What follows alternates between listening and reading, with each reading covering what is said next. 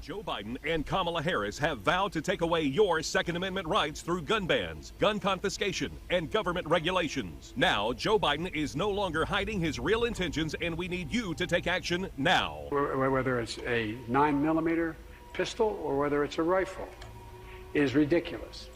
I'm continuing to push to eliminate the sale of those things. But the Biden administration is coming after your right to own any gun. Joe Biden has already issued executive orders. Hey everybody, welcome to another edition of the Daily Bullet. My name is Paul Lathrop. I'm the Deputy Director of New Media for the Second Amendment Foundation. Mike Piwowarski is supposed to be joining me. He was here quite literally a minute and a half ago, and then all of a sudden I lost his signal, and I believe he's back again. Mike, are you there? I am here, Paul. I just sitting here waiting to start the program with you. I looked up and realized you were frozen, so I figured I should rejoin. Okay. All right. Lots of stuff going on today. If I could, I want to. I know you don't have this yet, but we've got a couple of good things going on. I want to start with this one, and I mean within the last 3 minutes before we got to air, this came into my inbox from the home offices in Washington State. I got this in my email. SAF and the Citizens Committee asked Supreme Court review in challenge to Maryland gun ban. For everybody that says, why should I belong to the SAF? That is why you should belong to the SAF.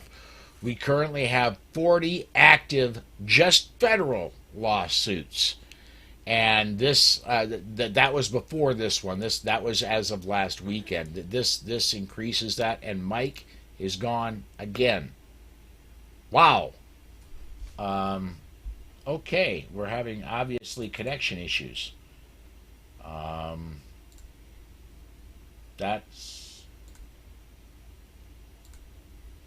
Let me try here. Let me try one thing over here, see if I can get. No, there we go. Okay, now you're back, Mike. Yeah, not sure what's going on. I'm running at full speed here, so maybe there's just a gremlin in the system somewhere. Yeah, I don't know. We'll deal with what we have to. Yep. So, but yeah, good news on the lawsuit front. SAF is continuing to push for our freedoms. On this particular case, they are being joined by the Firearms Policy Coalition, as several lawsuits the SAF and FPC are partnering together. But good news on this one, man. We're continuing to go forward.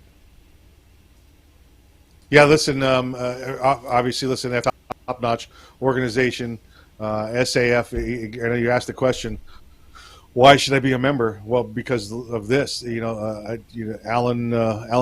Mr. Gottlieb does not rest. The Second Nation does not rest, and they will not rest until all gun laws are constitutional, rather than what we have going on around the country. And then even then, I think he'll probably go after knife laws after that or something. He's not going to end. It's never going to end with the Second Amendment Foundation. They're going to continue to push forward to get your rights. Back to you the way that the founding fathers meant that they should be. It's that simple. Absolutely. Let's move on to some more good news. We talked about this briefly on Tuesday, but I think it's worth a deeper dive, and that is this. Nevada judge strikes ghost gun provisions from the Nevada's new firearms law. This is off Las Vegas Review-Journal. Mike, it was a case of... My understanding is this is a case of lawmakers writing laws about things they know nothing about, and they wrote the law just way too broad, and the judge actually did some research and said, hey, you can't do that. Yeah, and that's what this came down to. Rather than they just write this law up saying that anything that comes down is a defined 80% receiver, or anything that could be built at home and turned into a working firearm, they made it very vague. They talked about gun parts rather than complete frames or receivers. And again, the judge took one look at this and said, "No, this is incredibly vague. A shoelace could be a machine gun." Oops, and we have a frozen one. He froze up again. There you are. Okay. It's so weird. I'm not sure what's going on. Yeah. Yeah. Don't know. Yeah. Usually we never have this problem. So I don't know. Yeah. Well, there's that yes. All I'm famous. saying, it doesn't stand up to judicial muster, and that's what this judge said. He's a district judge down there. He put this out. I'm not sure if this will be appealed or not. This is. I guess at some point you always want the opposition always wants to get their say in, but if it does, it's going to go to another higher court that's just going to agree with this judge more than likely. This is Yeah. There is the famous video. Make sure that everything's good on this one. Yeah, we're going over here. There's the famous video. It used to be on YouTube. It got taken off there. It's gone to other platforms. But there's the famous video of the guy building an AK receiver out of the bottom of a shovel. And the mic totally dropped off there, so I'm just going to go ahead and move to my camera. If you can build an AK receiver from the bottom of a shovel, you can build out of anything. I mean, with what's going on with 3D printers right now, look, the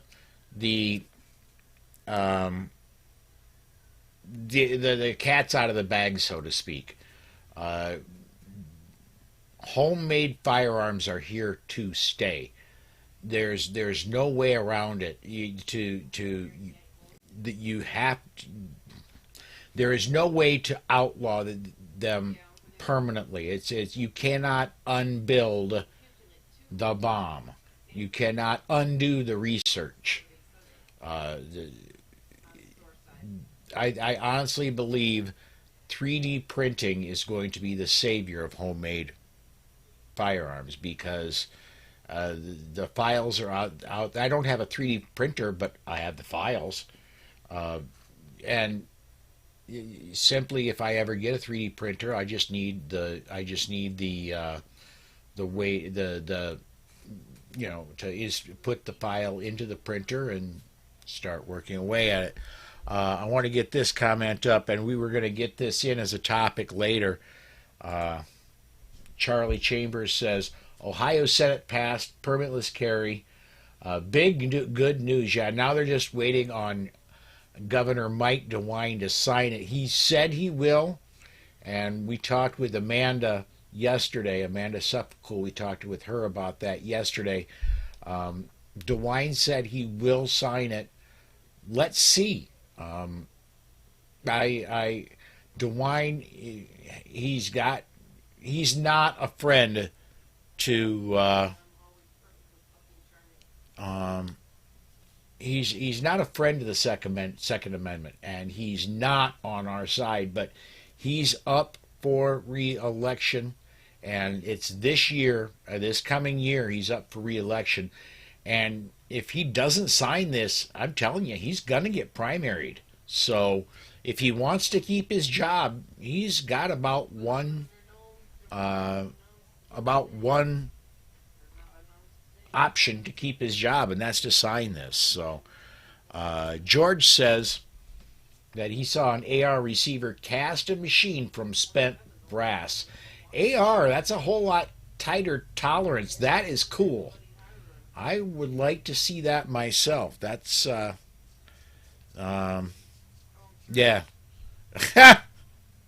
Oh wow, I got to get this from Charlie, his buddy Argus Hamilton. CDC warns that the number of CNN sex scandals is doubling every 3 days. That's funny stuff right there. Let's get this. Whoops, that's the one we already talked about. Next one I want to get up, Washington Democratic lawmakers to again propose ban on high capacity. Now let's face it, everybody knows those are not high capacity magazines. Other gun restrictions. those aren't high capacity magazines. Those are standard capacity magazines. I do not want to go be taken off of YouTube, or I'd reach right behind me and grab a 30 round mag, which is a standard capacity magazine for the AR patterned rifle. I could reach down and grab a 15 round magazine, which is the standard capacity magazine for the 40 caliber Glock. But again, I do not want to be dropped off the YouTube live platform, as happened with the Polite Society podcast a week and a half ago. So we're going to just say, we're going to use those as examples and just allow the verbal example to go through. Don't see Mike. Let's see if Mike is trying to reconnect here. Just a second here. Nope, we're still waiting for him to try and rejoin. Hoping he will soon. Let's see what else we got in this may end up being a very short show today. Please get your comments in, because when I don't have a co-host, you're my co-host. So we go where you take me. Story 3 I have here. Ousted anti-gun police chief Art Acevedo lands at CNN. I honestly believe that if Che Guevara were alive today, he would be a commentator at CNN. Those people have absolutely no shame. They are the communist news network. That is absolutely. They don't even try to hide it anymore. It used to be they would try to appear to be neutral, but no, anymore. It's they go all out to try to persuade you about the left-hand politics, and they don't even try to hide it in the least little bit. So, am I surprised that he's there? No. Just one more reason. There's really no reason to go to the legacy media for your news anymore. They're packing with more left ideology, and and I think we got Mike back. Hey, man. Yeah, I did a system reboot just in case the gremlins on this end. Hopefully I squashed them. We'll see how long it lasts. Everything else seems to be looking fine over here, but you know what? It's the silly season, and who knows what's going on. Yeah.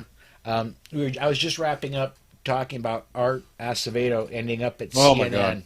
I was just saying, man, CNN would, if he were alive, CNN would have Che Guevara anchoring their news. They're not hiding the fact that they're far left wing. No, and this guy, I don't know how deep you went into it. This guy's been bad news for 15 years now on the anti-gun front. From his lawsuit against California Highway Patrol when he was allegedly showing nude photographs of subordinates that he'd been having affairs with. And he actually ended up with $1 million there because somebody else leaked the information. So yeah, he's the bad guy there, but he got the payout. Then gets down Austin Police Department, and just turns them upside down with his anti-gun policies. We saw does the same in Houston. Lasts all of 6 months in Miami before he's ousted. And this guy is just, again, he made our list a long time ago. Kathy Lanier from was it Metro DC Police Department was the first one, and now. Luckily, she only gets to destroy the the NFL security systems where she is now. And now we get to listen to Art Acevedo for the next, maybe he'll last 6 months. With his history of sexual misconduct, he might be joining the Cuomo brothers soon enough. So, yeah, this guy's, the Teflon, sexual abuser, anti-gun guy. So we'll see how long he lasts, but. Yeah, you're right. If Che was alive, he'd be hosting their South America desk. Yeah, absolutely. I want your commentary because that was when we were going through your reboot is when I brought up the Washington State story. They are introducing a bunch of new proposed laws out there, and they've been doing that for a while since the big push for 1639. They've kind of backed off, but it seems like this year they've got a new charge. Yeah, like they had one or two challenges to it. They got went by the wayside for the most part. They got to keep their way because the Washington State Supreme Court is, I think it's eight Democrat appointed justices on their state Supreme Court. So it's not like there's any chance of anything ever getting overturned at the state level. So yeah, they're throwing a whole host of them out there. Let's pile them on all over again. And this is what we knew, right? We they always talked about. Listen, all we want to do is save the children, right? It's ordered for the children, but every chance they get to pile on, here they are again. They've, like you said, they took a year, maybe 2 years off. I don't know, maybe the COVID slowed them down because a lot of them out there were very, very concerned. I think they're still under a lot of restrictions that the rest of the country is back to work now, but they're still there. So maybe they couldn't think anti-gun when the COVID was going on. So, yeah, they're throwing a whole bunch out there, and it's just like who's the other one? New Jersey getting ready to do the same. Yeah, this one's actually funny. Let me get this one up here. George says UC San Diego had a cafe chez where you could eat and pay whatever you wanted or nothing at all. The cafe is still there, but the no pay policy lasted only a few days. Do you think maybe that CNN he's gonna work at CNN, but they only pay him whatever they want to? Yeah, wouldn't that be nice, right? If CNN paid people what they're actually worth, they'd have no salary demands at all. Yeah, they could actually maybe make a little bit of money. Right. All right. Let's see here. I got one more story, and I see Robert from New Jersey just started logging in and commenting. This one, I hope, Robert, you've taken. If you have blood pressure medication, dude, I hope you've been taking it. Let's get this one up. Oops, that's the wrong one. And I got both of them in that one. I got to go find it. Just a second here. I didn't have everything loaded up the way I wanted it. And now I've lost it. But let's talk about New Jersey anyway. Yeah, we can intro it. No worries. We'll just have to wing this one. Steve Sweeney, the outgoing, defeated, demoralized yes. Senate president in New Jersey, came out today in an interview and said, I just don't think all the new gun control laws are all that necessary. We've got the second strongest gun laws in America, he says, and that's a good thing. I just don't know that all these new gun laws are all that great. And sorry, Steve, man, it's a little too little. It's a little too late, bud. Well, and here's the deal, and look into it this way, and take a look at it from this angle, and you can understand a little more about the politics of New Jersey and the Northeast in general. Like you said, he's ousted. What's his name? Ed Durr, the truck driver, beat him, and so Steve Sweeney's now a lame duck. They're in session. He has not been reelected. He will not be remaining at his post. He will not be remaining there in the Senate at all. So he's out completely. He's lost his job, not just the state Senate, but as a senator. Excuse me, not just as the Senate president, but as a senator completely. He came out today, Paul, and in addition to what you said, he said, why are we going after law-abiding gun owners instead of going after illegal guns? So I want you to think about that for a moment. So here's a guy who's been it's either 8 or 12 years he's been the Senate president. He's been in there, for almost 20 years. And he comes out now that he's lame duck, now that he's got to answer to no one. He's beholden not to the governor's office, to his lobbyists, to no one. He comes out and says, why are we going after the legal gun owner rather than the illegal guns? I mean, that just screams volumes to me that he's under control and everybody else up there is under the control of whoever is forwarding the anti-gun legislation. And we know that's the Murphy and the Brady campaign in every town for gun safety. They are there under their thumb to do exactly what they say. And the moment he's out from under their control, he spouts off with a little, how about some individual rights here? How about the rights of the individual rather than the illegal firearms? Well, and here's my cynical mind at work. Do you think maybe this is, I'm not ready to leave public office for good? Maybe this is, I'm trying to get back in the public's good graces so I can get back into office sometime in the future. And he froze up. Goodness, we're having problems today. Go ahead and get this one up there. Robert says, supposedly he was once gun friendly. Yeah, and it wasn't all that long ago when he was first became Senate president. My understanding was he was not as rabidly anti-gun as he is now. Get this one up, Mike. We had a comment come in from Robert in New Jersey. Robert says supposedly he was once gun friendly. Speaking about Sweeney, and I've heard that before. That when he first became Senate president, he wasn't as rabidly anti-gun as he is now. Well, just further evidence that he had to sell his soul to get his position. In order to move up in the Democrat Party, he had to put their agenda on his shoulders and make it his agenda as well. So, yeah, maybe you're right, Paul. Maybe he is going to try and slide into a. Hey, listen, he could go back to local office, or he could even go, for a higher office at the federal level. So we'll see. Maybe he is going to try that. Yeah, or go for governorship. Who knows? Very true. Some of the laws that New Jersey has got, I'm a little more familiar because I pay attention to New Jersey fairly closely.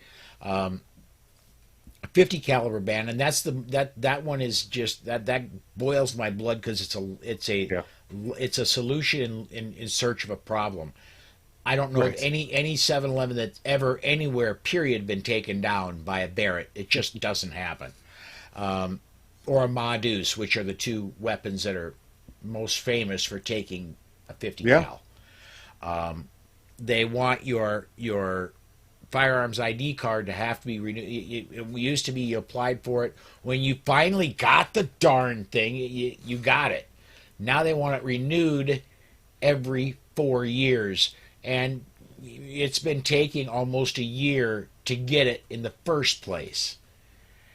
And they want you to have to register if you move in from out of state. And why the hell would you? But if you do move into New Jersey from out of state, you've got 30 years. That's more realistic. You've got 30 days to get your firearms ID card. If you can get the state police to move that quickly, you got 30 days to get it. And by the way, you have to register any firearms and ammunition that you bring in from out of state. Those are the highlights of the new laws that Governor Murphy wants. Yeah, and still looking over those just briefly since they've been introduced. No allowance. So when you move into the state, let's say I pack up all my goods in Florida and I want to move to New Jersey and I've got my firearms with me. I can't do I've got 30 days to register them. No, the moment you bring them into the state, you're subject to enforcement for having them without the FOID card. Yes, absolutely. Get a couple more comments in here. Robert says, New Jersey safe storage bill was removed from consideration. Well, hey, there you go. Well, they must have had a lobbyist back out, some kind of safe manufacturer that didn't come through with a check. So they're not putting it forward until they get their money. That's New Jersey. That's how it goes, George says, with all these new laws, I guess New Jersey is crime-free. Yeah, well, with the exception of Camden. Yeah,